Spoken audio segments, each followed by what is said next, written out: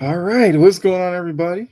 Welcome in to the show. Hopefully, you're having a good day. If you aren't, it happens.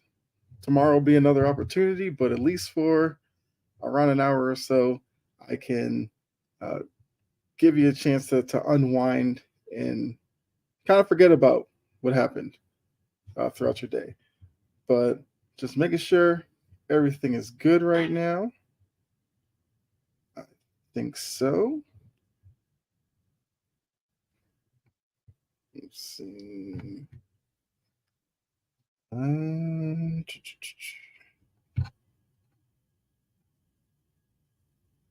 okay. Yeah. All right. So if you're new to this show, kind of just give you my, you know, takes on some of the biggest topics going on that day. And I have a wide range of topics for you today, as you can kind of tell from the description. So we're going to get into this very shortly. Like I said, just double checking one final thing. All right. So if this is your first time, I love interacting with you. So in the comments, say you're here, say what's up, hi. I don't care. Just let me know that you're watching. Would greatly appreciate it.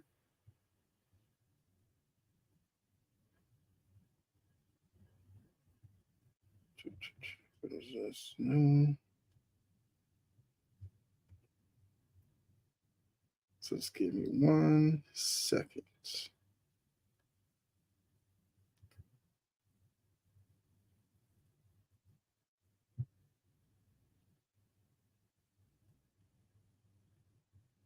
Okay. Just making sure that it's good.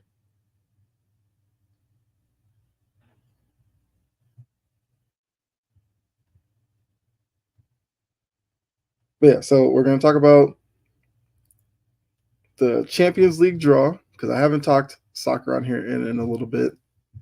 We'll talk about Yamamoto, who's become the biggest name in MLB, kind of the latest that's going on with him. And we're also going to talk about John Morant. He came back, had a pretty eventful night. So I'll catch up on that, as well as some other stories like Florida State. I'm sure you'll probably get tired about hearing about them by the time the college football playoff actually gets here. But they made news. So definitely have to talk about that.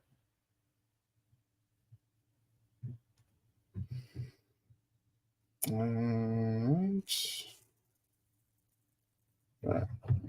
So you already know what we got to do. We got to pull up.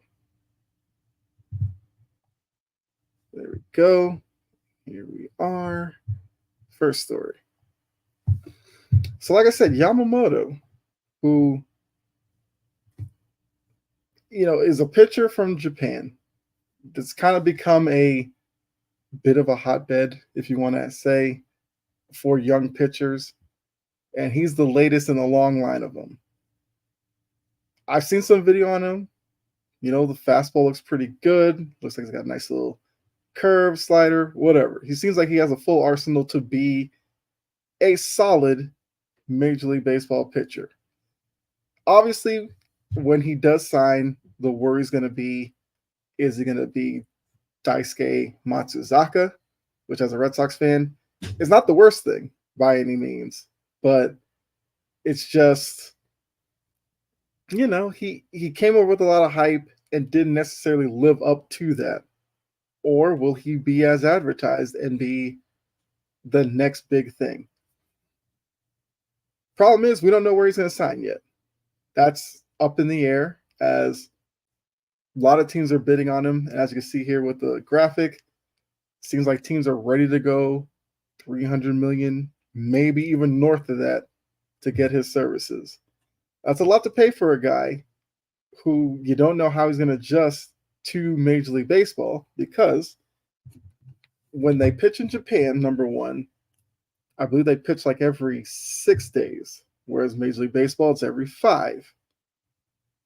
The competition's obviously different, although Japanese competition is legit. I'm not gonna knock Japanese baseball, but you always have to worry about the culture switch going from there to here, how that affects players. So there's no guarantee that Yamamoto becomes like a Cy Young candidate right away, which might be a lot to ask, but you get where I'm going with it. So all signs point to the Mets and the Yankees kind of being the leaders in the clubhouse to get him, supposedly. But there's other teams in the mix. The Red Sox and the Giants are still in the mix, according to reports. And I mean, it has to be said, there's a team out in LA that is looming. No, I'm not talking about the Angels, the Dodgers. I mean, just imagine the Dodgers come out of this offseason. They signed Ohtani. They traded for Glass now. And now you're going to add Yamamoto. They would clearly have won the offseason. Now, would that translate into a World Series title? That's a lot of months away. Can't speculate on that right now. But, we'll see what happens. Now that Ohtani is off the table, could we get a Yamamoto, breaking news signing any day now? Could it happen this weekend? Sure. I think the last I heard was he's visiting, I think, like the top 5 teams that are in it, which would be Yankees, Mets, Giants, Red Sox, Dodgers. I believe he visited Boston already, I think. But you got to figure, if he's going to visit all 5 of them, maybe it's more likely next weekend we might get a signing. I don't know. But, I mean, let me know what you think. Like, where do you think he ends up? For me, I guess you might look at it as between the Dodgers and the Red Sox, because the Red Sox have Yoshida, heralded Japanese hitter who went to the Red Sox. Could he convince Yamamoto that Boston's the place to be? And like I said, Ohtani, Japanese as well, just got to the Dodgers, has been in LA his whole career. Well, I mean, the Angels play in Anaheim. You know how that goes. But either way, it's still the same area. Let's just say he's out in Southern California. Could he convince Yamamoto to go play out there and join seemingly a stacked squad? That'll be interesting. And plus, once we get Yamamoto to sign, we'll probably then get like Blake Snell, Jordan Montgomery, guys like that off the books. And then some of these teams will start taking shape in terms of what their offseason plans are.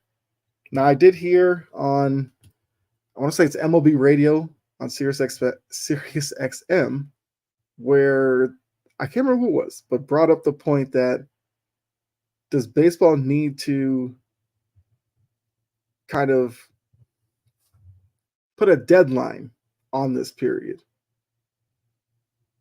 And I thought that was interesting because like for baseball, it seems like this is what's keeping them relevant during this time of the season. Because you're still right in the middle of the NFL season, and the NFL season is coming into the playoffs, which it becomes even bigger. The NBA season, especially this year, just after the in-season tournament, is taken off. Baseball never really dominates this period. So I don't know if capping free agency would help that in any way, because maybe it would create a frenzy by having everybody signing by, like, I don't know, December 31st or something like that. Which, once again, possible, because at least that way you go into the new year with a lot of buzz of new places, new faces in new places, and then that can kind of hold you over until spring training gets started in March into April. Then your season starts, and you kind of go from there. I don't know if baseball would ever do it, but it was interesting. It was an interesting, idea to throw out there. I wasn't mad at it. Like I said, let me know where you think Yamamoto ends up. I mean, selfishly, I'd want him to end up with the Red Sox. Obviously, I'm a Red Sox fan. Would love to see that move. I just feel like it's like inevitable. The big names that the Dodgers want, they're gonna get them. So I guess we should just be expecting Yamamoto to sign with the Dodgers. I hope it doesn't happen that way. Like I said, I would love to see the Red Sox, but it's now in Yamamoto's hands. Which team blows him away with, the city, the ballpark, and all that entices him to sign there. Like I said, let me know where you think he's gonna end up. Do you think 300 million will be enough, or you think this could actually push up even higher? That might be an interesting point as well, because the money is definitely going to influence how people view this deal. All right, let's go to the next. All right, so we have the Champions League draw, which I guess if you're not a soccer fan, think of Champions League as, I guess, kind of like the playoffs, basically.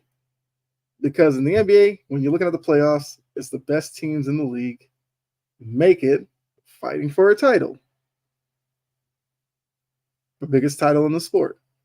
Soccer, biggest title, is Champions League. It's the best of the best in Europe, all fighting it out to win that trophy right there. Looks pretty nice. They went through the group stages. Now they're in the knockout round. It's been a lot of talk about this draw for one reason, one team, Manchester City. Because if you're looking at it, some interesting matchups, big names going up against each other. You got Barcelona, Napoli, PSG, Real Sociedad, Inter Milan against Atletico Madrid, PSV and Borussia Dortmund, Bayern Munich and Lazio, okay. And then Man City gets Copenhagen. Copenhagen was a squad that was not supposed to be here at all. Now, Copenhagen was in a group with Bayern Munich, who won the group. That's why they're here.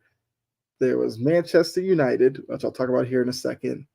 Then Galatasaray, which I believe Copenhagen was seen as fourth best in that group. They ended up being the runner-ups, making the knockout stage. So shout out to them. Their reward is facing Manchester City, who arguably is the best team in Europe. So, they'll definitely go into that game, nothing to lose, which can be a dangerous way to play because all the pressure in that game is going to be on Man City. And Man City's been going through a bit of a tough stretch in the Premier League where they've dropped some points that, not a lot of people thought they would. But this will be an opportunity for them to, get back on track. Because, yes, winning the Premier League is important to Man City. But if they don't win that league, if they win the Champions League, that more than makes up for the struggles they've recently come onto in the season. But like I said, Manchester United is, I guess, once again, for those of you who aren't soccer fans of football, think of Manchester United as the Dallas Cowboys. They're like the historically most popular franchise over in Europe. Good, bad, different. They're always in the news because of them being the biggest brand. Because most fans, like outside of Europe, their first experience with Premier League was probably watching Manchester United play. And they've had a lot of greats go through there. Wayne Rooney, Cristiano Ronaldo, Beckham. So a lot of the popular names have all run through Manchester United, which is why they are so popular. So, like I said, Manchester United was seen as second best in that group behind Bayern Munich. Some would say should have won the group. They fell on their face, didn't make it out. And they've come under a lot of question about how good are they, because last year they were in the Champions League. Now this year, well, they made the Champions League last year. The result of that was them not even making out the group stage. Look at the Premier League. They're like what, seventh in the table, which is technically within reach. But based off their play, they don't look like a Champions League team next year, which means you'll hear a lot more about Manchester United, obviously. And a lot of Premier League fans think like Manchester City gets preferential treatment. Looking at this draw, I mean, can you blame the conspiracy necessarily? No. What's the luck of the draw, right? It's just that more often than not, seemingly that luck of the draw goes in Manchester City's favor. Like I said, Copenhagen, I saw them play in the group stage. They're a scrappy team. So if Man City struggles are still prominent, Copenhagen could make that more of a game than Man City necessarily would want. And the deeper they go into that game, if Copenhagen has it scoreless or it's a draw or something like that, the pressure is going to build for Man City. And who knows, Copenhagen could steal one. But I obviously would think Man City gets it done because Man City, Holland, and all those guys. I mean, look at the matches. Like I said, there's some interesting ones. Arsenal's got Porto. Arsenal, I believe at last time I looked, was on top of the Premier League table.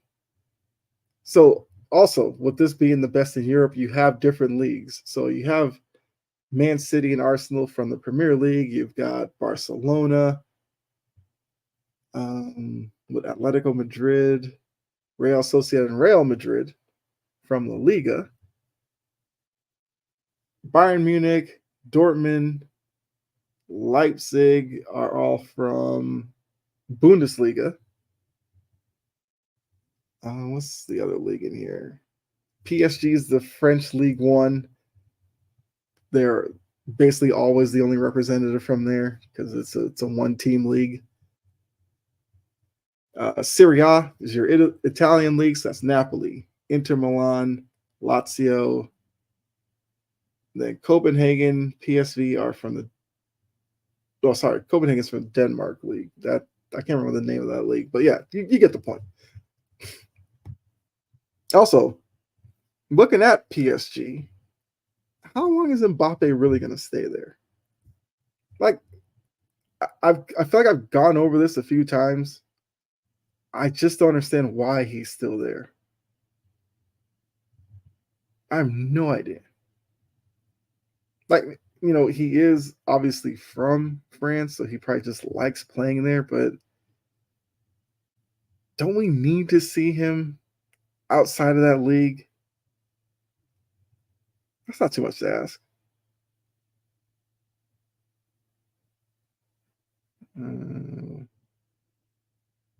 Okay, I thought something came up on my phone, but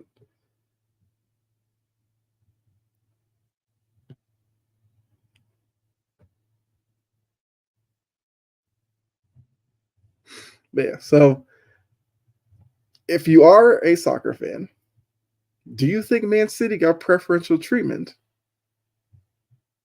Let me know.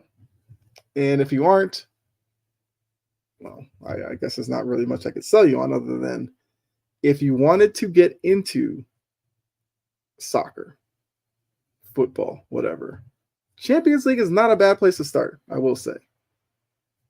Because, most people say the best leagues are in Europe. You get the best of those leagues all within the same tournament. Maybe you latch onto a team you like watching, which leads you to watching that league and then leads you into becoming a soccer fan like myself. So maybe I probably should ask, like, if you aren't a soccer fan, why not? What is it about the game that maybe doesn't do it for you or anything like that? I don't know. But let's go ahead and get into this next topic. All right, now into college football. So it's been a couple of weeks now since the committee did what they did, snubbed Florida State and all that. I said, I think I did an episode probably the day after or a couple of days after, and I said there could be ramifications from it. What I meant was more conference realignment and everything like that. And I could see from the little quote there, Florida State's all of a sudden wondering about their future in the ACC. So you're probably asking yourself, why? Why has it come down to that? It is the committee's fault. The committee told these guys at Florida State, because you play in the ACC, not good enough. I mean, they hid behind the quarterback being hurt, but realistically, it's because they don't view the ACC as a legit conference unless it's Clemson. So because of that, Florida State is a big brand in college football. They should, obviously be looking at each other and wondering, do we really need the ACC or should we try getting into the SEC? Because obviously if we won the SEC and went undefeated, there'd be no question about them getting into the playoff. Now, look, this is not something that's going to happen right away. The TV deal, grant of rights, whatever you want to call it in the ACC is up in like 6 years, maybe. And the payout is some astronomical number. So I think what they're saying here is that Florida State's discussing their future in terms of once that deal is done, it's probably easier to get out of the ACC. Would they seriously do it? Now you're probably wondering, why is that a big deal? Because for the ACC, Florida State is a cornerstone brand. Now, ACC football, ACC basketball are two different, but football is the moneymaker, so that's the one that takes precedent. So if you're going to look at ACC football, it's Clemson because of their recent success, Florida State. After that, not really much. Virginia Tech had its day with Frank Beamer, Mike Vick, well, so long ago. It's kind of those two teams. So if Florida State's now thinking about their future, what's to stop Clemson from thinking about it? And Clemson has done it before. Clemson's thought about getting out. If those two leave, the ACC, as we know it, would basically become, I don't know, like the Mountain West. No disrespect to the Mountain West either, but it would become that level. They wouldn't be seen as a Power Five without Clemson and Florida State. Even if they may qualify as one, it wouldn't matter. Now, what maybe saves the ACC in all this is the 14 playoff is done. This is the final year of it. So once, what's the semifinals are what? Early January. So by mid-January, the 14 playoff would be part of history. And with the 12-team format, ACC win for Florida State guarantees them a spot in the playoff. So they wouldn't have to worry about a scenario like what happened this past season really ever happening again if they won the ACC tournament. I mean, the ACC in football. They'd automatically get in. That would rectify the hurt feelings that they have right now because of what just happened a couple weeks ago. Another ramification from that decision, top players from Florida State opting out of the Orange Bowl. Now, in terms of bowl games in college football, the Orange Bowl is a big deal. And now with the snub and everything like that with Florida State, players would rather stay away than actually play in the Orange Bowl. And the Orange Bowl, like I said, is a top tier bowl brand in college football. So if the players are disinterested with it, it's going to take a knock for that. And even with that decision, I see both sides, right? If you're a Florida State player, run the table, win your conference, and then they tell you not good enough because your conference wasn't good enough and you have the injury to your quarterback. Would you say that you would be motivated to then face a Georgia team that just won back-to-back titles and could be, I don't know, just a wagon at this point? So,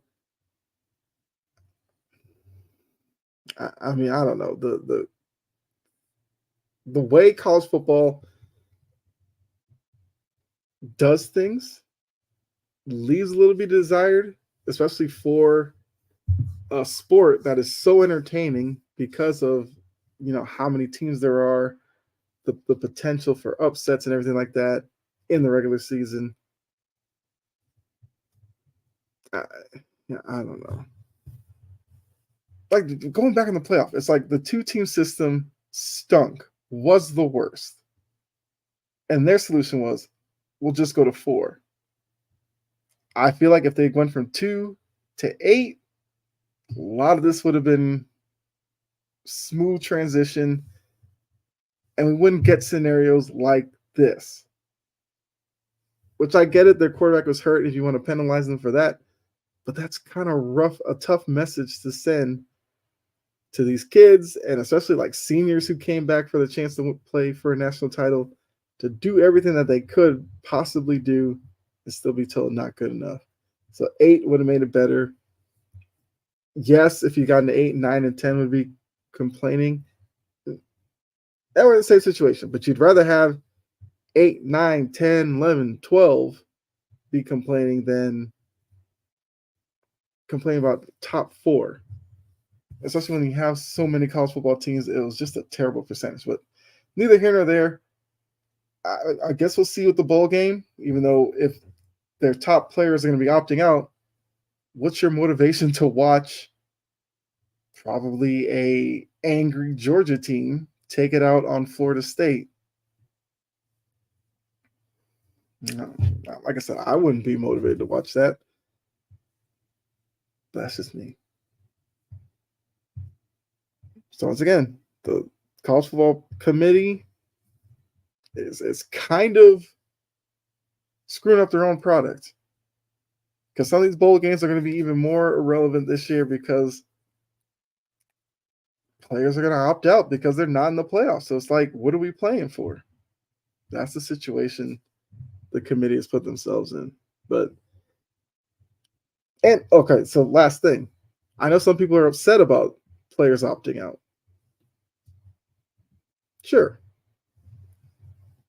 I said before, if you did all that, now you have to play Georgia. You may not be motivated. And then the people who are angered by that, I get it as well. Because if Florida State wants to sit there and say that they were wrongly left out, their best way to counter that would be face a Georgia team, beat them with the same backup, and then look at the committee and say, you sure we're not one of the 4 best, even with the backup quarterback? I don't think it happens. I think Georgia has a big day against a less motivated Florida State. And then at that point, everybody's going to say, this is why they were kept out, which I don't agree with either, but it is what it is. Next, Aaron Rodgers is back, sort of.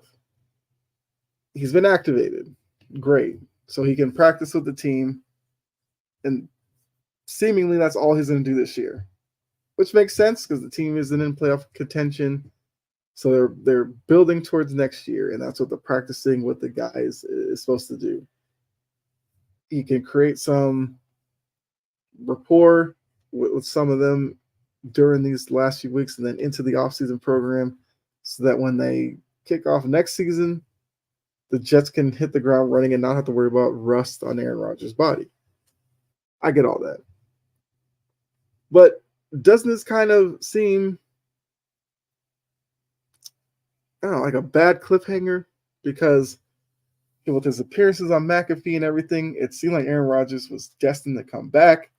He put a lot of confidence in Zach Wilson. The team was going to win. Well, Zach Wilson has become Zach Wilson, and they're eliminated now. So the point was, why bring him back?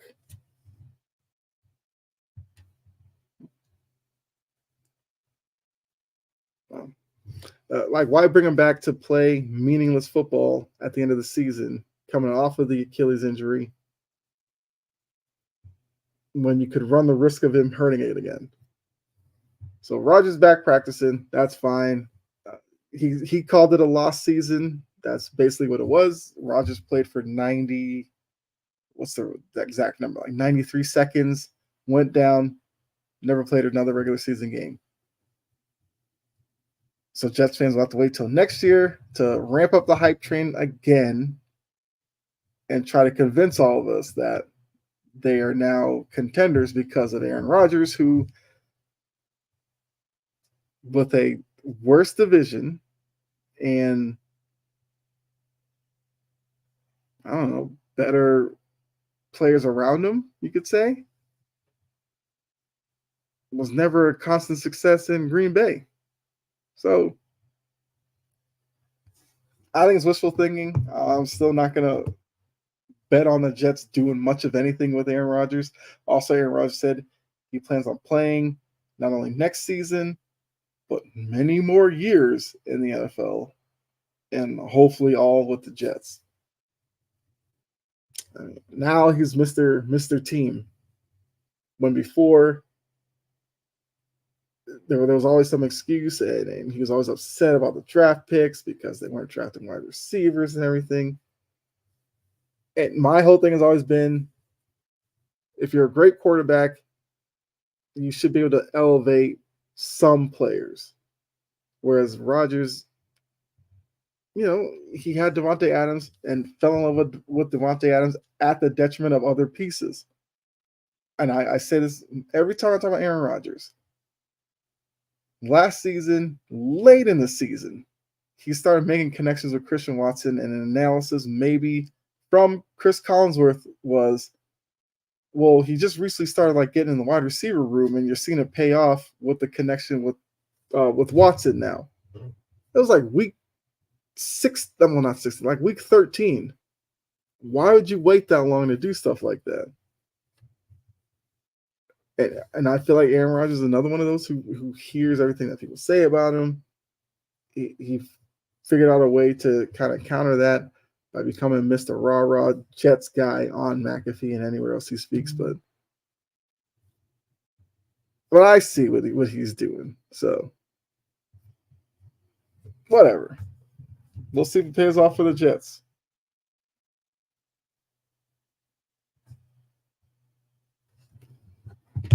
I mean, let me know what you think.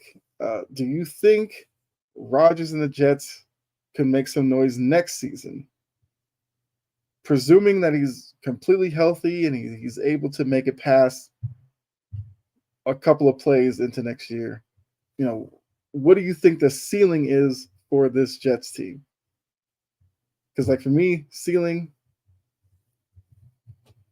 playoff team, win wild card round, maybe lose divisional round.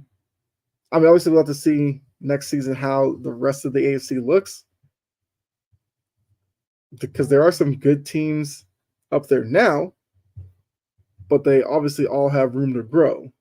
And so which ones will do that and which ones maybe regress a little bit will definitely tell a lot about the Jets as well. All right, moving on. So speaking of football, we got Thursday night football tomorrow night. Got the Saints, Rams 4.5-point favorite. These are two teams that are in the playoff hunt, but you feel more confident in one of these teams. The Saints look like the best team in the NFC South all season in terms of on paper. the results just weren't there. They now find themselves at 6-8, a game behind the Bucks at 7-7. I think the Bucks end up getting it, and the Saints are sitting at home. That's neither here nor there. The Rams, kind of a slow start, picked it up late, and now find themselves as a wild card team. I believe they're the 7th seed at 7-7. So this is a game where if the Saints lose, you'd probably say that they're out of it at that point. If the Rams lose, they'll just make it more interesting for Seahawks or one of those teams. I guess with the Vikings as well. I'm taking the Rams to cover the 4.5. I think Stafford's better than Carr. They have Kyron Williams at running back. The Saints have Kamara. Kamara's a good back. Wide receivers, you got Nakua for the Rams. Saints, you have Olave. Although I think Olave's a little bit hobbled right now. I just have more confidence in the way the Rams are playing right now. And that's why I'm going to take them minus the 4.5. I feel like looking at the two teams statistically, the Saints want to run the ball, but can definitely throw it a little bit. They're middle of the pack, both categories, so just a mid team. The Rams, I believe they throw the ball better than they run, but that was also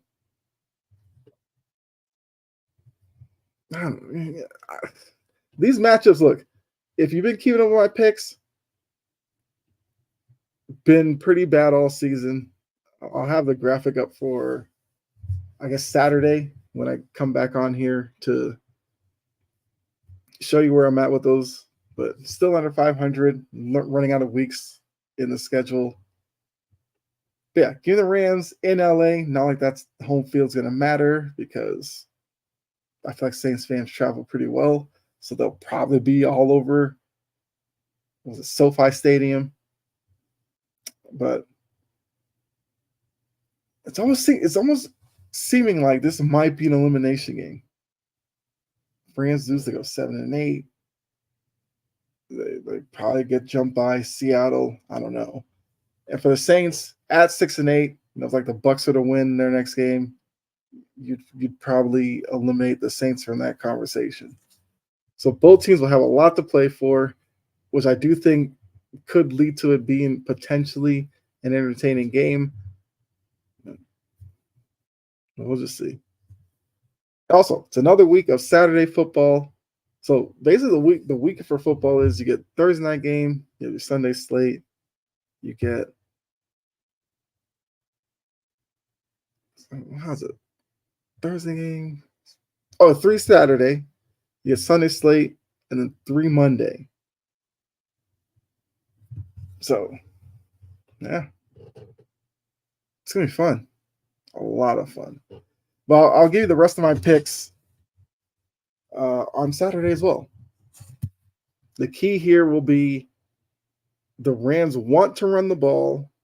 The Saints aren't great at stopping the run, but the Saints are pretty good at stopping the pass. Matt Stafford does like to throw it. So, can the Saints turn Matt Stafford over a time or two defensively? That would help the Saints. And then the Saints, they like to, like I said, the Saints are kind of middle of the road in everything. This might be a time possession game. It could turn into a shootout. I just don't. It's very unpredictable. But give me the Rams minus the 4.5.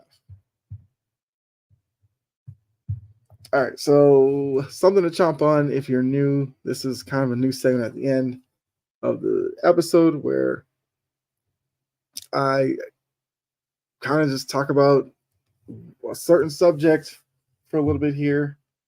It's something that's just for me to chomp on, something I want to talk about. And some weeks, well, not some weeks, but some episodes, this will turn into maybe just firing off questions and answering, or you know, top five lists, stuff like that. With it being holidays and all that, Christmas. I'm assuming something to chomp on Saturday will have a bit of a Christmas theme to it. So you could definitely stick around for that on Saturday. But this episode, I want to talk about John Morant. So John Morant came back after the 25-game suspension and all of that. Came back last night. Not a bad way to reintroduce yourself. Plays 34 minutes. 35 minutes. Don't want to cheat him in that minute. Scores 34.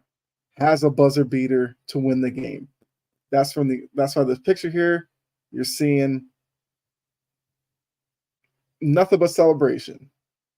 Because now this is a Grizzlies team that's now 7-19, won a lot of hope early in the season, but there's still a lot of season left. I mean, they're probably going to need a sustained winning streak to kind of get back into it. Because like I said, 7-19 is terrible. But they can turn it around. I mean, do you think the Grizzlies are too far behind and this Josh stuff is just a little temporary shot in the arm? Or do you think they could complete this kind of crazy turnaround now with the play-in tournaments being a factor and a way into the playoffs?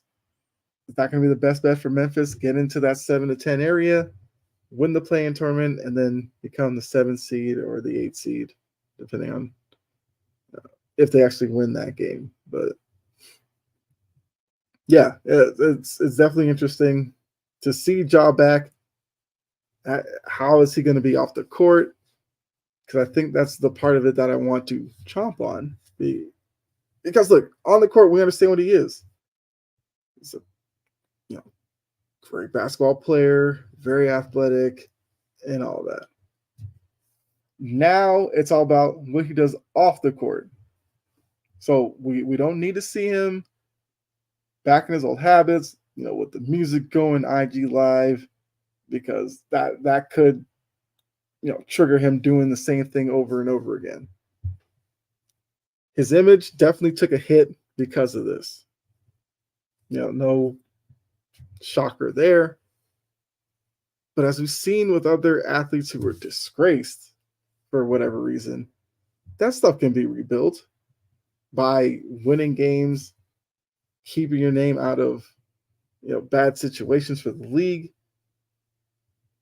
Not saying you got to just stick to basketball, but he can go back to how he was earlier, where he would interact with fans, have his daughter with him. That showed the relationship those two have. It was like heartwarming. Get back to doing stuff like that, stuff in the community. Positive press would definitely help John Morant here. Triple J, for some reason I'm blanking on his. Jaren Jackson Jr. I was blanking on the first J. He put up 24. Desmond Bain at 21. This was a win over the Jags. Yeah, so it's going to be interesting to see how they navigate this with John Morant back. Hopefully he's brought like a new type of energy to the team that they can carry on for the next couple of weeks. Try to get back into the race somehow. I mean, I'd have to pull up the standings really quickly, because I think the Grizzlies are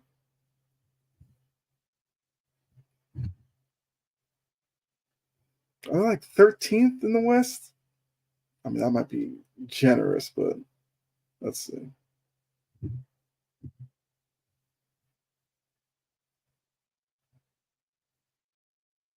What am I looking at? The Grizzlies played last night. Well, they beat the Pelicans 115-113. And quick side note while I'm looking this up. Why is Zion only averaging like 5 rebounds a game? Is that not a problem? Shouldn't he be averaging more?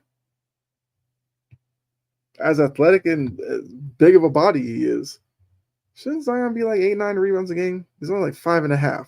That just seemed really low to me. But yeah, Memphis 13th. I was actually dead on with that. They're in a tie with Portland at 7-19. So lose the next game, they could find themselves below Portland and second to last in the West. But I'll definitely be keeping my eye on how Ja Morant continues to play on the court, as well as can he stay out of, I'm not gonna say trouble, because none of the stuff he did broke any laws per se, but can he just show better judgment off the court? That's what we'll say. I mean, I kind of feel like this has flown by. I've been on for like over 46 minutes. I usually keep it to a little bit under an hour. So, that's something for you as well as I kind of finish these up. I'm never really in front of you for more than an hour. So we're kind of in that 45 hour window, which I like to stay in. But yeah, let me know what you think about the Grizzlies. Do you think their season is over? And this, I mean, I feel like I always go to the extremes with those questions to you. 7-19, still, a third of the season left. They'd have to go on, like I said, there's got to be a streak coming soon if they really want to turn it around. They can't like win a game here, lose a couple there, win a couple here, lose a game there. They probably need like a 6-7 game winning streak right now just to make their record look a little bit better. But yeah, beating the Pelicans, not bad start for Ja Morant. Let's see what else. I mean, yeah, I'll probably, because I can't remember the game-winning shot though. It was like a dribble pull-up. I don't know. Work today, a little tired, so the mind is going right now. But I mean, looking at the breakdown, the Grizzlies scored like 74 in the second half, 41 in the first half. So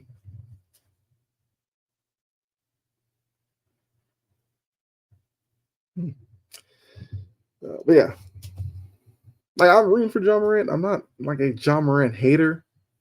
I mean, I hated the stuff he was doing on Instagram. I thought it was just kind of dumb to potentially end up losing games because of that.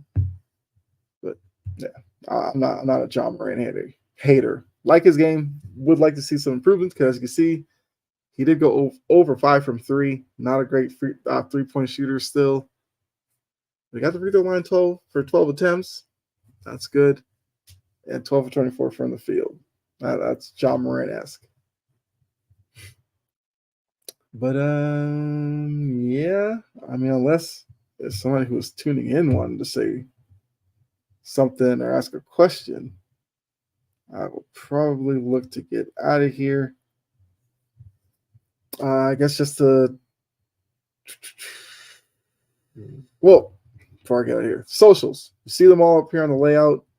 You got X, Twitch, Facebook, TikTok, YouTube here on the bottom. Up in the left corner, got Instagram, Discord. Join the Discord. I have one. It works. I post on there every once in a while. But if more people are in there and actively, I guess, talking sports or whatever, then yeah, I would do more within it. Let me switch this image really quickly because we're not done with the stories. Yeah.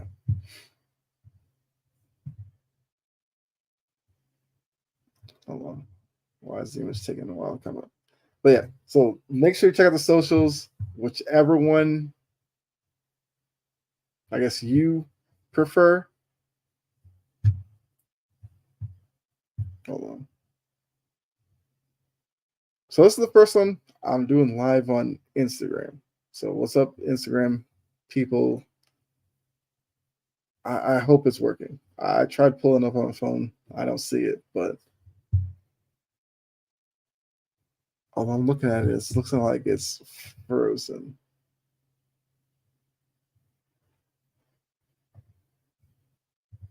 No, maybe not. But yeah, definitely figure that out for the next one. Um, is it not up? There we go. There we go. Thank you. So yeah, follow me on the social of your choice. Uh, I guess is another. I think I have everything outside of a kick. If you want me to be on kick, I'll be on kick. But like I said, got another episode probably Saturday. If you like Twitch, follow me on Twitch. There should be a gaming stream later today. It's probably going to be EAFC or Modern Warfare 3 / Warzone. Same game, but called two different things. Then looking at the rest of the week, who do we got? Tomorrow's Thursday. I'll try to do another gaming stream. Then that one might be EAFC tomorrow. I really do have to get back into the career mode, so I'll definitely do that. So yeah, if you like the podcast as well as gaming stuff, Twitch is your spot. YouTube, you get a lot of the podcasts stuff. TikTok, definitely putting clips up on there and everything, so you can follow me there. Also, do some TikTok stuff. Mess around with filters and all that. Bringing content that way. Facebook. I mean, that's like the main page for the podcast. So you go in there and post your stuff as well. But like I said, the Discord, really love to see some of you join it because I think we have a lot of fun with it. So with that, I guess I'll say be safe. God bless. Enjoy the rest of your day. And with it being the holiday season, really be safe out there because, people be getting crazy. And reach out to a loved one or friend. Let them know you care, can make their day. Because the holiday season, even though it's supposed to be a joyous time, it's not a joyous time for everybody. For some people, it's kind of a downer. So, message, a call, it all helps. I guess that's how I'll leave it. So, thanks again. Appreciate you. If you catch this after the live, perfectly fine, because I know life happens, right? People got jobs, it's all that. I mean, I usually do these a little bit later. I had some free time now, one to jump on. But yeah. So if you see a notification come up later on, that's kind of usually the time I do these. But if you also want to find me when I'm not on my channel, you can see me over on Sports Empire Network on Mondays, Tuesdays, and Thursdays. For Cheap Seats, Mondays, 6:30. Tuesday, you got Big 3. Thursday at 7, Sideline to Sideline. And then after that, Bases Loaded podcast at 9. So if you don't see me here, you'll see me over there. All right. I think I took care of everything. Appreciate all of you. The grind continues. Still a little tadpole in this vast ocean of content creators, but we're getting there. So, and it can only be possible with you. So thanks again. I'm out of here. I'll see you later. Bye.